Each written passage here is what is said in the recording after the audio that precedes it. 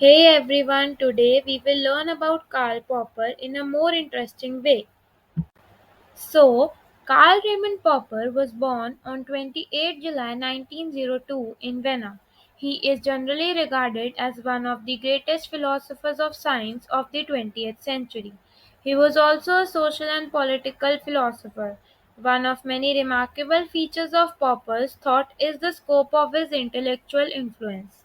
Karl Popper disagreed with the traditional description of science in two fundamental ways.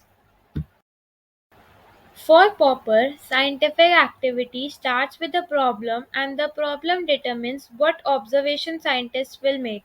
The next step is to propose solutions to the problems and then attempt to find fault with the proposed solutions. Popper saw scientific method as involving three stages: problems, theories, and criticism. According to Popper, the demarcation criterion that distinguishes a scientific theory from a non scientific theory is the principle of falsifiability. Popper spent a great deal of time criticizing the theories of Freud and Adler for this reason. According to Popper, it is also vagueness that prevents a meaningful test of the horoscopes created by the astrologers. For Popper, for a theory to be scientific, it must make risky predictions. That is, the predictions that run a real risk of being incorrect.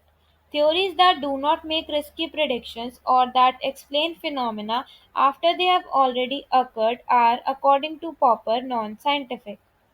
In addition to vagueness, another major problem with many psychological theories, such as Freud's and Adler's, is that they engage more in postdiction, explaining phenomena after they have already occurred, than in prediction. Whether due to vagueness or the emphasis on postdiction, these theories make no risky predictions and are in no danger of being falsified. They are therefore unscientific. All scientific theories will eventually be found to be false and will be replaced by more adequate theories.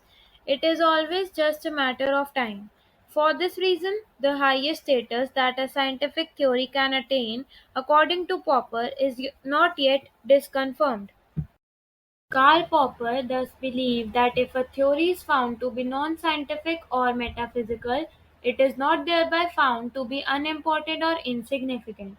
Popper used falsification between a scientific and a non scientific theory, but not between a useless and a useful theory. For example, Freud's and Adler's theories psychology failed Popper's test of falsibility.